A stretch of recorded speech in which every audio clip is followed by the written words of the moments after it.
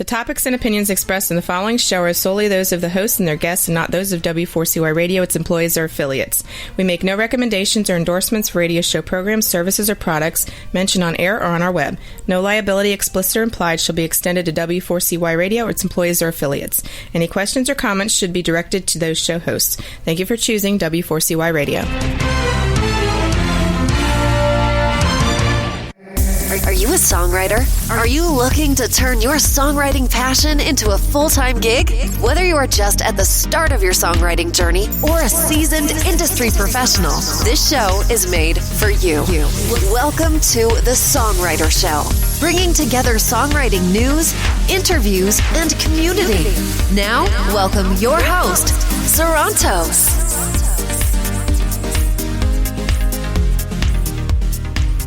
Good evening, everyone, and welcome back to the Songwriter Show.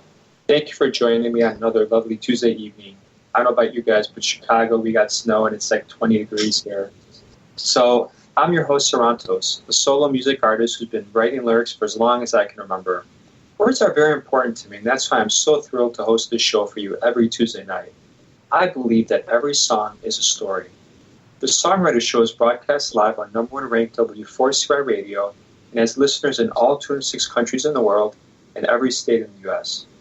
The station is licensed with ASCAP, BMI, CSAC, and Sound Exchange, and has partnerships throughout the music industry, including iHeartRadio and exposure to over 3 million listeners. Tonight's first and only guest is Alan Shaw. He's got a fascinating bio, and we're going to spend the whole show with him. And I'm just going to mention a couple of tidbits from his bio. He began teaching in 1981. He sold cars for many years. He's worked at the Triple Crown for 24 years. In March 7th of 2013, he was declared legally blind. And that was a trying time for him, but he felt lost until Ruth came along, who cracked a door that he had never tried to open before. So he is now in over 62 countries and has delivered a lot of freelance work. He's known in the children's video and children's books world, and I want to welcome him to the show tonight. How you doing, Alan? Doing great, thank you. So you got a very, very fascinating background, and tell us a little bit about what got you started down this path of creativity, whether it's your books, your videos, music in a way. I mean, all the different things you're kind of doing. You have so many things you're involved in. Well, I started out, I was fascinated by music from a child on, and went to Fort Wayne Bible College and studied music education. Taught for a little bit, and then all the schools that I was teaching at, they had to cut back with over 120 teachers that they lost that year. So I was substituting and needed to find something new, and that's when I actually went away from music for almost 24 years. Okay. What are there any instruments that you play? I play a pretty good record player. All right. I was a vocalist. And, okay. An interesting story about that is I went into the Air National Guard while I was still teaching, and because I was older, all the sergeants wanted to know what I had done before, and I said, well, I used to teach. And they asked what I teach. I said, music. I said, what instrument did you play? I said, I didn't play, I sang. And they said, sing something for us. So the only thing I could think of to sing was the national anthem. And that's awesome. That's a powerful thing. They caught them off guard a little bit, and they had to quit throwing and yelling and stand attention while I sang. So. Yeah, that's awesome. Is that your favorite thing to sing? Oh, no, not my favorite thing, but it's something that I'd done a lot while I was teaching. But I enjoy a lot of gospel.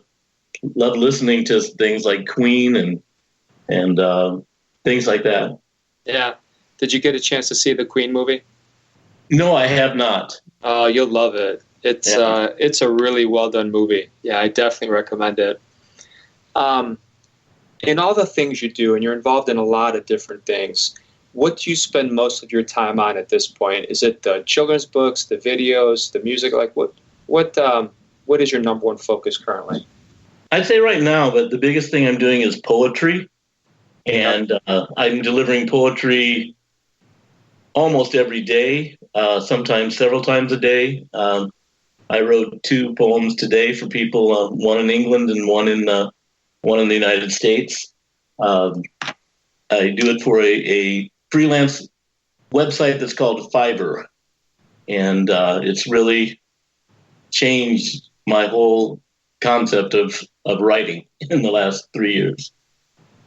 Yeah, is that your full-time gig now? Do you just freelance, or do you have any other things you're involved in? It's my full-time thing. I'm on disability because of my vision, and so instead of sitting around and just watching The Price is Right or something that just is idle, I'm doing something that I enjoy, and something that I think God has given me a gift of, and something I never knew I had. Yeah, I definitely commend you for that. So it must have been a trying time when you were declared legally blind. Can you tell us a little bit about that? What was that like? Well, I started having trouble at work. I worked for a railroad company, and I couldn't get the information right that I had to have for everyone in the mornings, because 6s looked like 8s and 8s looked like 0s. And when you don't have the right statistics, that's not a good thing when people need to have equipment in different parts of the country. So I lost my job, same time that I lost my ability to drive, and pretty much got depressed for quite a while. Yeah. Tell us a little bit about what brought you out of that funk. Well, I had a good friend that knew that I used to write Christmas letters in a night before Christmas style poem. And that's really all the writing I'd ever done before, but I enjoyed it. And she said, "Why don't you write something on computer critters?" So I did, made up a cute little story. It all rhymed, kind of Dr. Seuss-like. I don't like to use that term except for people understand what you mean when you say that. And so I wrote a story, and it was fun. And I started going to a Christian Writers Guild, and at least something I was doing that was taking up some time and something I enjoyed to do. Okay. How did that snowball into your full-time gig?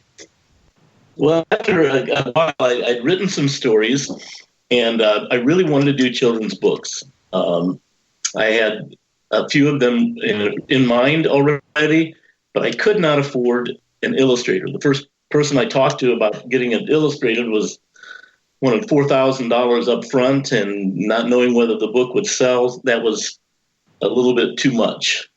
So I was at a writers conference locally in Fort Wayne, and learned that I can do something. People liked what I wrote, so I was getting some good encouragement, but still had no way of paying for an illustrator. So that's when someone introduced me to Fiverr. Okay. And what was it tough when you first started? Yeah, the very first person I got was my daughter. And I was like, "Thanks, honey. This looks fun." Okay. But as most things, you hear things that sound like they're too good to be true. Well, that was definitely what this was to me. I thought there's just no way that I can sit in my little room at home and make any money doing this. But at least it'll be fun. It'll give me something to do. Well, my first customer was my daughter. My second one was a group of 12 lawyers in Alberta, Canada. They wanted me to do their Christmas banquet thing. Like the little zingers, like, "This guy hasn't passed the bar since 1984 or something like that." And it was fun, and I got paid for it. Not a lot, but hey, it started adding up, and eventually I was able to get enough money that I was able to find an illustrator also through Fiverr, and now we've done 4 books together. Wow. So to anyone who's thinking about this, in the music world or songwriting world, everybody's always trying to earn extra income. Is Fiverr something you'd recommend for people that either do lyrics or music to earn some extra money on the side? Sure, I would easily. Most recently, I've had the neatest opportunity to write 9 songs for a musical presentation of Cinderella for a children's choir in Birmingham, England. I can't even make this stuff up. Yeah. And I had so much fun doing it. And I think a little later we have one of the songs that the composer actually recorded so that we could play it tonight. But yeah, it's fun. It's something that you know, at least as far as I'm concerned as a lyricist, it's very easy to do because I'm either given a situation or sometimes I get a video that I get to do like a voiceover for or something like that. And I can sit in my own little room and write these words and send them out, and somebody else makes the recordings and the videos, and I sit back and go, that's me? Yeah. You know, in this world, whether we're talking about poetry or music or songwriting or books, it's a tough competitive space.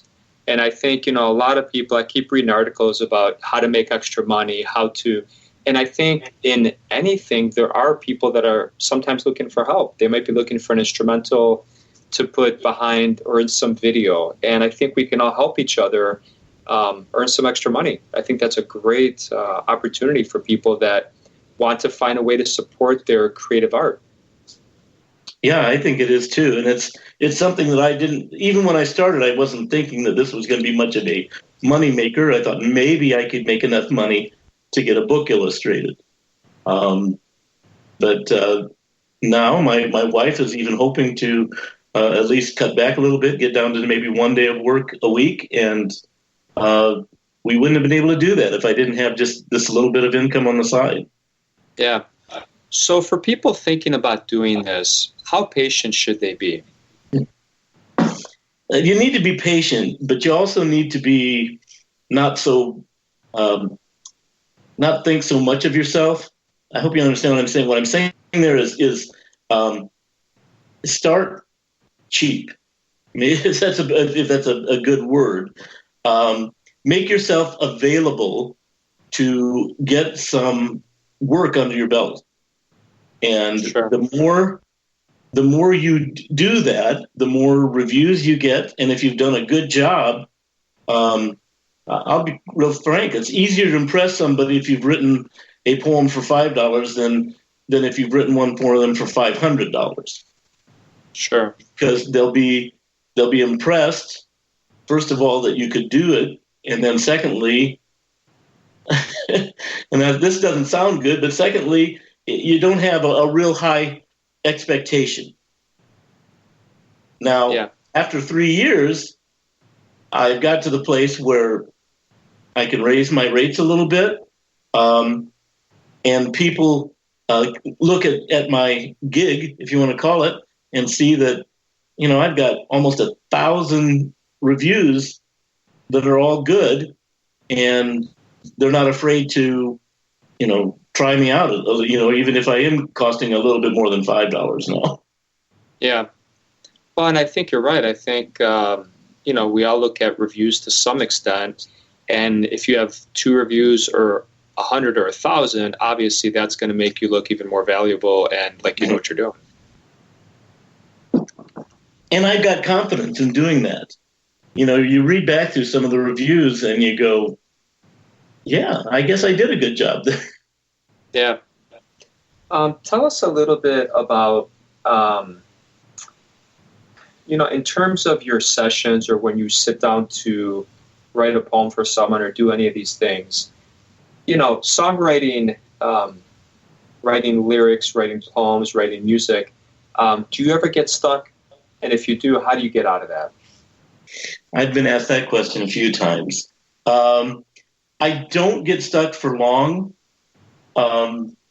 First thing I do, and I'll be real frank, I pray, you know, God, give me the words. And then a second thing that I was always told is no matter what you do, write it down. Good, bad, otherwise, just start writing. It's so much easier to change something that you've already put down than to sit there, you know, trying to think of the most perfect rhyme, the most perfect line of music, whatever it is. You know, you can be stuck for a long time if you do that. but just start writing. Yeah. I've heard that repeatedly, like when you're, just basically write. And one of the things I heard a long time ago, which I actually started doing many moons ago, is we all have ideas, right? When you're at the gym, when you're on the subway, when you're wherever. I actually used to have these written. I just have them in notes on my iPhone. Yeah. And if you just jot down these random things you hear at a movie or in a song or anything, and then when you're stuck, I kind of like to go through it, and it kind of quickly unsticks me because you have all these awesome thoughts you've written down, and when you're looking for something, whether it's a fragment about, for a love song or for anything, it's almost like you've saved it for a rainy day. Mm-hmm. And that's the way this with me. Talk to text was made for me. Yeah. And especially when I can't see real well. If I tried to write something down on a piece of paper, I'd look at it 10 minutes later and I wouldn't know what I'd written down because I wouldn't be able to read it. But I speak into my phone. I save it. I send myself text messages all the time so that I can look at them later. I can open them up, first of all, on my phone and make the font, a quarter of an inch tall so that I can actually read it. Sure. And then I put it on my big screen computer, which I use about a 32-inch screen monitor. And with my face about 8 inches away from the screen, I can actually see what I'm writing. And then I go from there. Yeah. Can we, if you don't mind, can we talk a little bit about just in general disabilities? Do you think that technology nowadays helps people? There's all sorts of disabilities out there compared to like years ago. Sure. Yes, I would say that the technologies that we have today, first of all, the whole idea of the cell phone. It's like, I guess years ago, maybe you would have a recorder you could take with you, either a cassette or something like that. But the cell phone you have with you all the time. Sure. And so anytime you have something that's on your mind, you can record it, and it's there for you, and it'll bring to memory what maybe those initial thoughts were. And then as far as the whole idea of writing in general, sometimes I'm writing for things. I'm the voice of Global African Woman. I've written a song for a drag queen in Uruguay. I've done things that I couldn't even imagine, and that's all because of technology. Yeah, no, absolutely. We're going to listen to your song here in about 2 minutes. Tell us a little bit about this creative piece of art that you're going to share with us now. What inspired it? What do you want to take from it or no going into it? Sure. Well, I was approached again through Fiverr to write some lyrics for a choral presentation of Cinderella. It will be done by a children's choir. I think they're ages 5 to 14. It's going to be done in June, but all they gave me to work with was the scenario. This particular one was the scene where Cinderella is sitting in front of the fire and the ashes. That's how she got her name, of course, Cinderella. And just contemplating what is going to be happening in her life and in the very near future. And I was given those kind of scenes 9 times over to come up with some different lyrics. And then the director, composer, and founder of this fairy tale choir then took it from there. And the choir is just getting going, so she wasn't able to get the children to record it, but she recorded this song that we're going to hear tonight just on her own. And hopefully you'll like it. And if anybody's listening from England, we're just outside of London. It'll be on performance in June 27th of 2020. Okay. I'm sure we'll love it. So, all right, I'll tell you what, we're going to take a break here, listen to this, and then we'll come back, Alan, and we'll talk some more, okay? Sounds great. All right, so here we go. Hope you guys enjoy.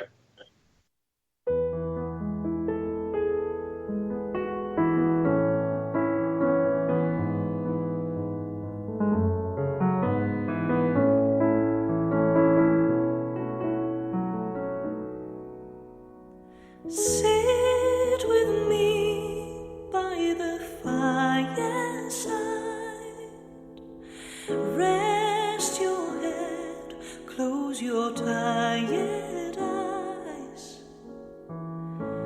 Join me in this corner with the ancient suit. See my dreams before me, won't you take a look? Sit with me by the fireside. A dog to mice, isn't that just nice? No yelling, no demands, someone to hold my hand. Not alone, I have my friends. Stay with me while the fire glows, sharing from my heart what no one knows. Dreams come true, I know that's right. I pray that this will be the night.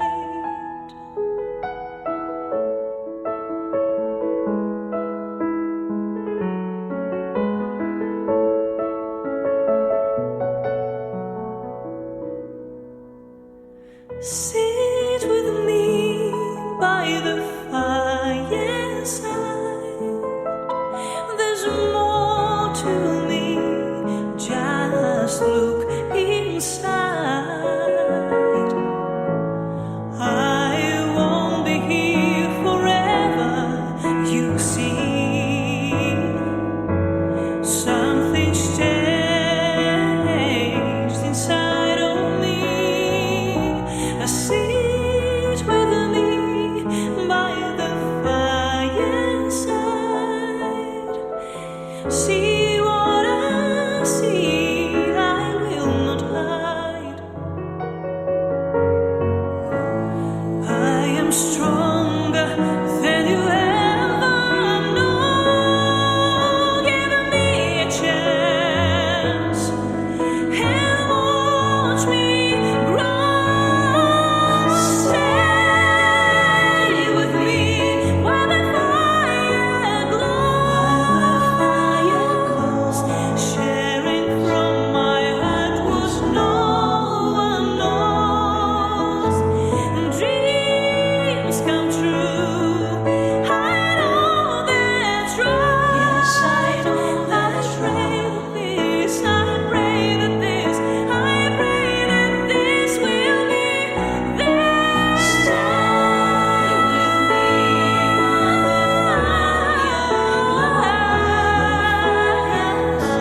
sharing from my heart what no one knows.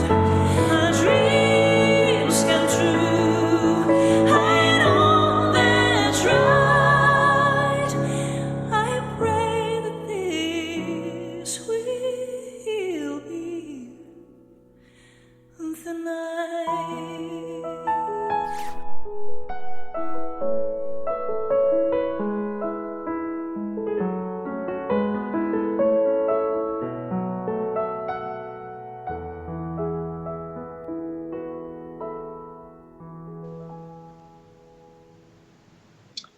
Wow, Alan, that was wonderful, man.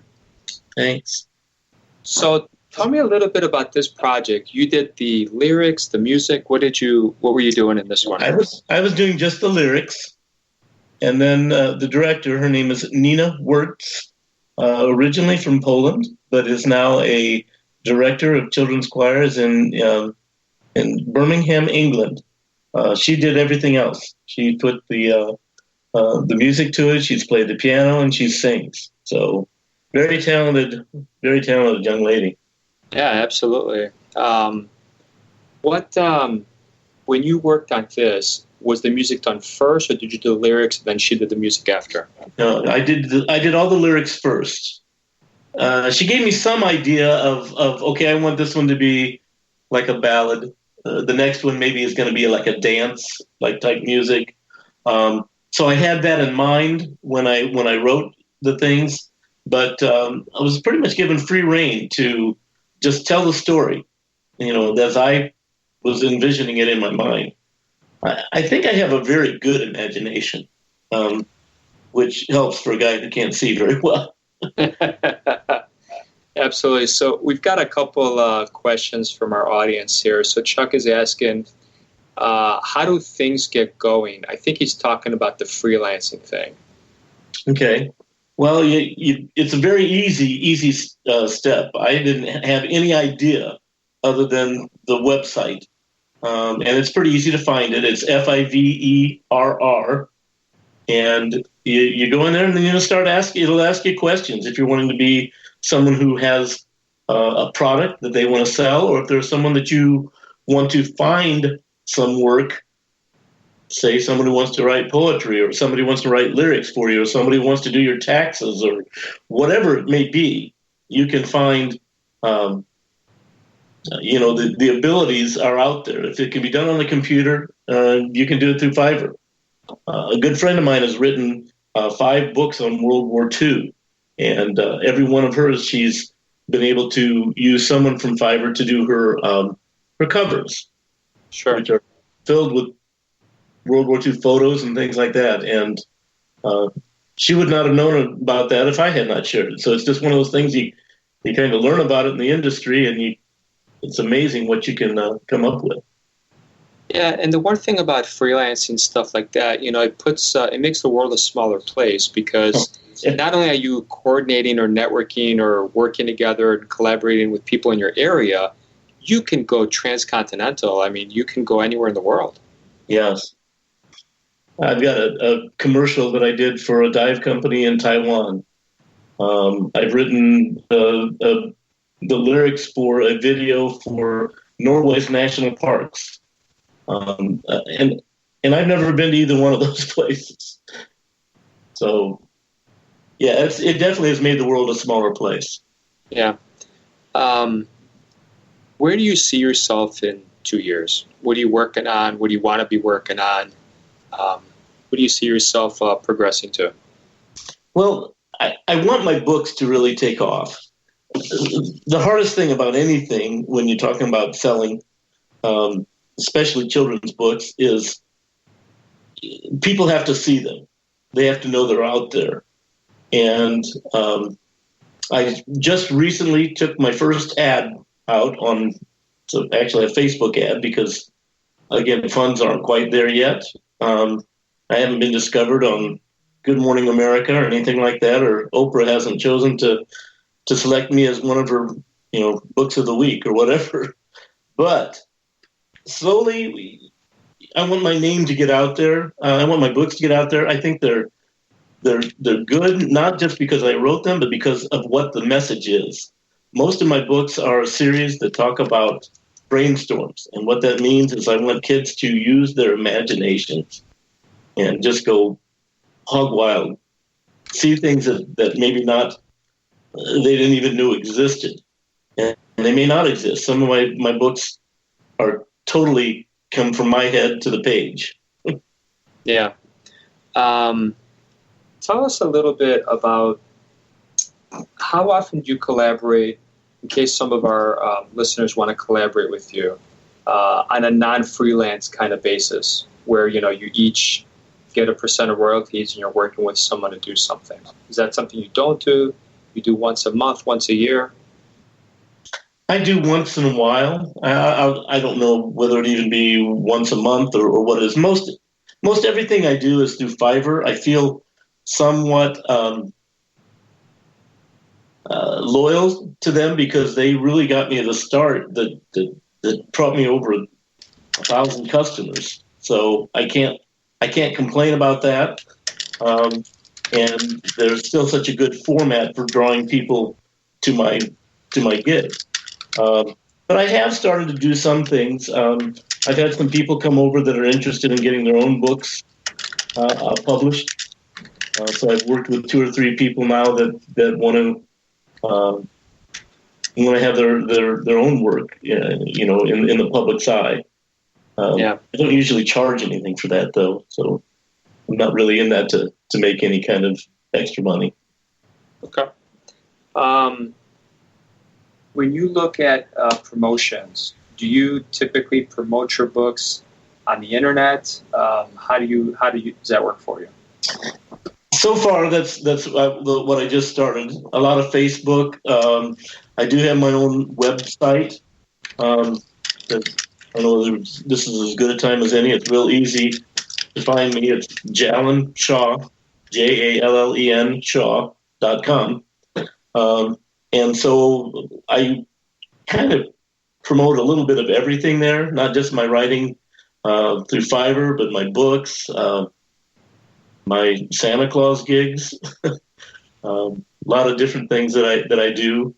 And then I'm trying to get out. The more my wife can get away from being an insurance salesperson, we hope to be able to get to some more book fairs and things like that, where people can actually see, taste, touch, feel the book, and it is still one of the best ways to promote children's books, I think, is in person. Yeah. Two more listeners. One asked if you sang that song, which I think I can answer for you that was not you, and you already told us who it was. And then Bryce just had a compliment for you. That one was beautiful. That one was peaceful. And I tend to agree. That's exactly what I thought, too. Yeah.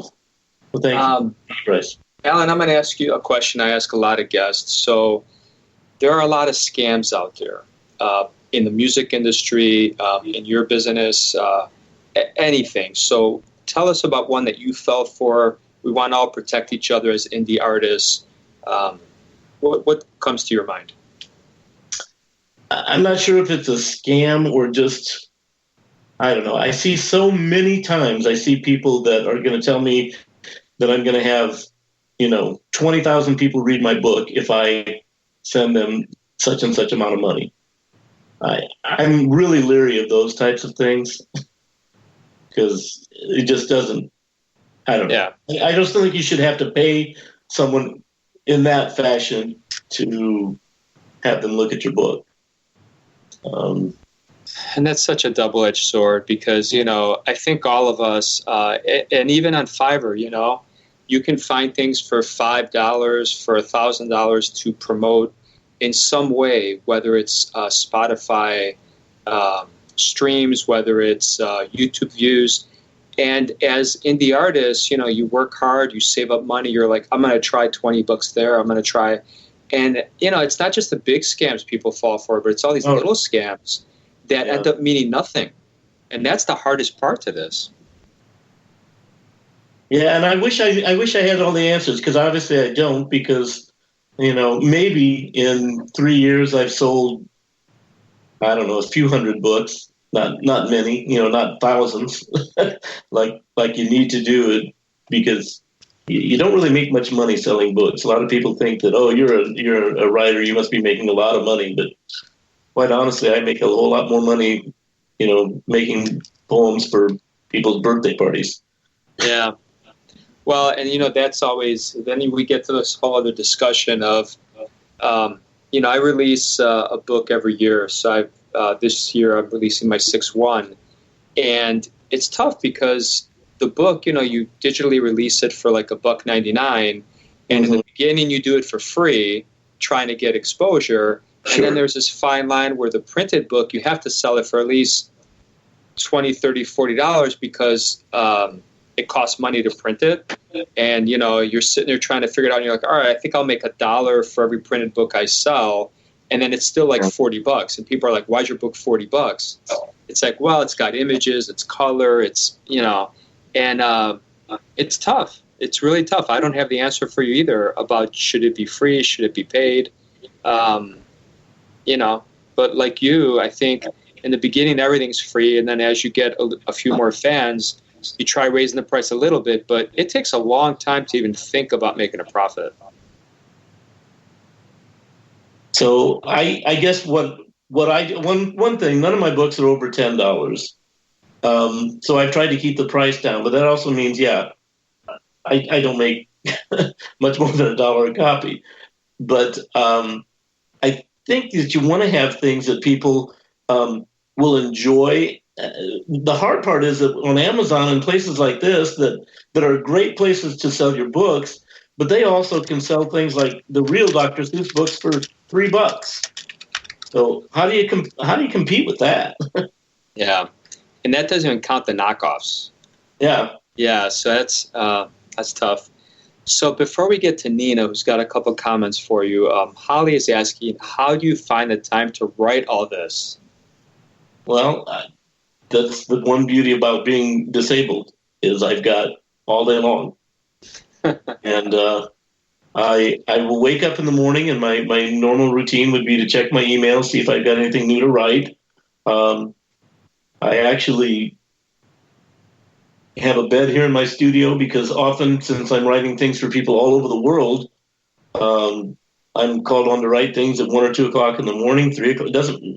There is no time zone when you're writing, which I've now written in 62 different countries. So you just have to be available when you can. And I write fast. I really do. And I'm not, again, that's not a bold thing. That's just something that has really, really been a gift that I think God has given me, to be able to write fast. Yeah. Another question. Why don't you make the money? How would you answer, Janella? Well, I don't know. I suppose, sometimes I look at that too. I look at some of the products that I put out, and I'm thinking, wow, if that would have been, somebody doing a commercial for the Super Bowl, they would have got paid hundreds of thousands of dollars. And what difference is the quality of what that is and what mine was? And there may not seem like there's that much difference. But there again, who knows me? And that's what you have to look at, is that until someone, really discovers you, you can't really charge that kind of money. Yeah, that's very true. And sometimes, it kind of breaks your heart to see people with tremendous talent who are sitting there making peanuts, making really what's not even fair market value for their stuff. And I feel for them because I've been there myself, and I don't have an answer other than we all work hard to try to chase the dream, and you just got to keep going.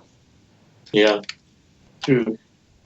All right, Janella's got another questions. If you have your book price at, say, $10, why would you make only $1? So do you want to answer that? I think I kind of talked about it a little bit. You did a little bit, and that's the way Amazon works. Not that it's, I can't complain again because Amazon gives you that format, and I didn't have to put a penny of my own money into it. Yeah. If you're going to self-publish, it's the only way to do it.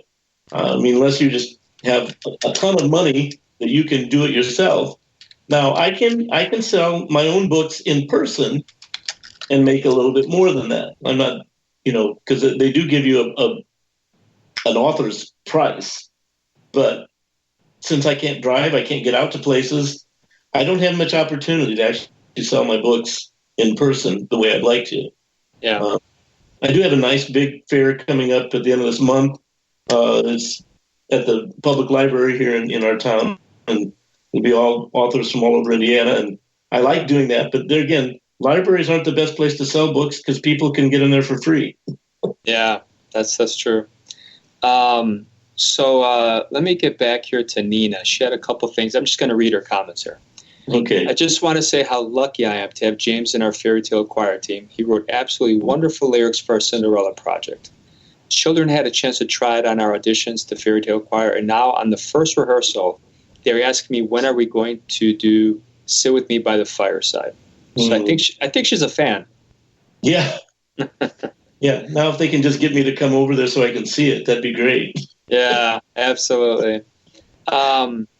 Before I forget here, we're almost out of time. Tell us a little bit about your contact information, your website, your socials. If someone wants to collaborate or purchase one of your gigs, where do they do that? Sure. The easiest way is my website, and I'll say it again. It's J, since my first name is actually James, JAllenShaw, one word.com. From there, you can find my email, I'll say it again. It's shawmusic5@yahoo.com. Those are pretty easy. If you look at Amazon, you can look a couple different ways. You can look under Brainstorm's books. You can look under my own name, J. Allen Shaw again. You'll find all four of my published children's books are on sale there. I guess that's probably the best way. Fiverr, if you look it up. I don't have my actual gig page there, but just look under poetry and under J. Allen Shaw, and you'll see me pretty quickly there as well. Okay. Try to think. We got a minute here. Is there something you want to point out to the fans that I haven't talked about? Anything that you want to point out, an upcoming project or anything? I do want to say this real quickly. I was going to start with this if we could. Sure. But it's the whole idea about closing doors and opening doors. I'm going to do a real quick quote by Alexander Graham Bell. He says, "When one door closes, another opens. But we often look so long and so regretfully upon the closed door that we do not see the one which is opened for us." And I think that's very true, especially in my case. If I had spent so much time looking at the doors that closed for me, which were numerous, I would have missed out on something that God said, here's the door, go through it, go for it. Yeah. The last thing I'm going to ask you before we go, neither one of us are 18 anymore. And the one thing I always kind of encourage people is I don't care how old you are. I think you can. One of the coolest things I saw at the Grammys last year was someone who I think was over 80 and had waited his whole life to win a Grammy. And he did. And I felt so thankful that he got to have that moment. And again, do you have, with your disability, all these things you've gone through, does age matter? You want to answer that as maybe the last question we talk about? I don't think age matters at all. I began this, if you want to call it, my new career at age 58. And which may still be young in some people's eyes, but it's a total second lifetime for me. Okay. I'm going to give you one more question before we end it here. How do we know, Mary's asking this, how do we know when the doors close and how can we look for the open one? I think that when a door closes, it's pretty clear. Usually there's just nothing else that you can do in your own strength to get going in that same direction. And the hard part is to look for that open door, the open window, whatever may be out there. It may be something that you never even thought about doing. I never in a million years would have thought I would be calling myself a writer. Not even 3 years ago. Not when I even started it. It was just, here's something I can do for, to keep my sanity. Yeah. But it opens. They do open. Yeah. One door closes, one more opens, right? Or you just find the open one. All right, Alan. It's been a real pleasure having you on the show. Absolute blast. I think you really resonated with our listeners. And just want to thank you for being on the show. Thank you very much, Santos. You're very welcome. All right. So before I talk to you a little bit about the song we're going to play at the end here, I just want to thank everyone for listening in and tuning in tonight to the Songwriter Show. If anyone wants to be on the Songwriter Show, please feel free to reach out to me and email me. I hope everyone's unique story gets heard around the world. My name is Sarantos, and please join me every Tuesday night to hear other amazing artists share their fascinating behind-the-scenes stories right here at the Songwriter Show. And the song you're going to hear is a song I just released called Friendless. So basically November 4th was my birthday, and that was the day I released the song, and the video came out today. And basically it was kind of entertaining because my mom took me out to lunch on my birthday, and we had so much fun. And nostalgia and sentimentality were everywhere, and we both felt great. But when we left, Mom backed up into my car, and she felt really terrible because it was my birthday. I kept telling her not to worry about it because at the end of the day, honestly, who cares about material things? So this brings me into friendship, and that's the theme of this month's song. Friends are important, aren't they? But unfortunately, for those of us that are workaholics, sometimes friendships take a back seat. So this song was inspired by someone telling me that I had no friends and all I did was work all the time. And while it might be true, and I do work a lot, and I don't have as much time as I once had to go out, please don't mistake this for me not wanting to go out or relax or kick back and have fun. I do. So I wrote this song called Friendless, and you can catch out the new music video if you want on my YouTube channel or any of my socials. And there's a twist ending at the end, and I think you'll enjoy where the song goes. So this one is all about me, my piano, and my exasperated vocals. Have a great night. I love you all, and thank you for tuning in.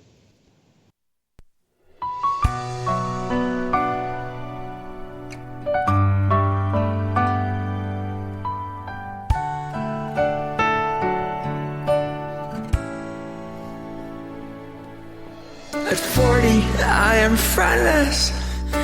A life built around work. My wife loves me but doesn't understand me.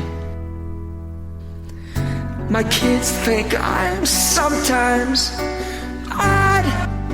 I've always been the box that needed to be unlocked. My dream was always to understand the key of screaming in woe, to never wear a mask, to be whole, to own my own soul. I have wants, I have needs, on the edge of emptiness. Why am I friendless? My joke, my ghost. At 40, I am friendless. A legacy built alone. No excuses, obligations always met. Never left the troubled trenches. I've always been the one learning life's lonely lessons. My dream was always to understand the key of screaming in woe, to never wear a mask, to be whole, to own my own soul. I have wants, I have needs, on the edge of emptiness. Why am I friendless? My joke, my ghost. They ask why I have no friends, but don't think I'm lonely just because I'm alone.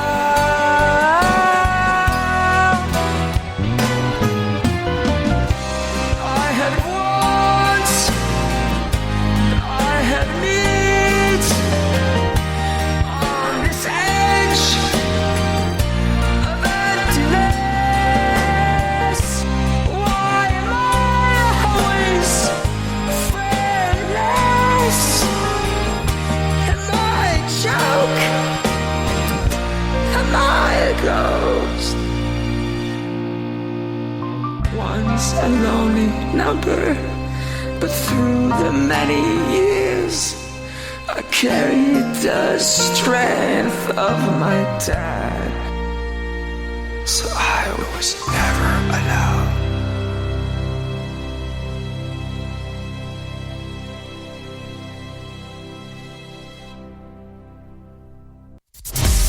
Thank you for listening to The Songwriter Show. To keep the momentum going, head over to www.songwritershow.com and join our free music community of artists, songwriters, and producers. That's www.songwritershow.com.